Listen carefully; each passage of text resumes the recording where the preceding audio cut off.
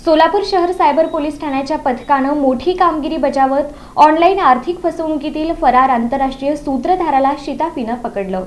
सोलापूर शहर cyber police ठाण्याकडील दाखल गुन्ह्यातील फरार आरोपी हे परदेशात नेपाळ इथं राहून तेथील त्यांचे चायनीज आणि नेपाळी साथीदार यांच्यासोबत संगनमत करून लाखो रुपयांची ऑनलाईन आर्थिक फसवणूक करणाऱ्या आणि 1 वर्षापासून फरार असलेल्या सराईत आरोपीला दिल्ली येथील इंदिरा गांधी आंतरराष्ट्रीय विमानतळ इथून अटक करण्यात आली।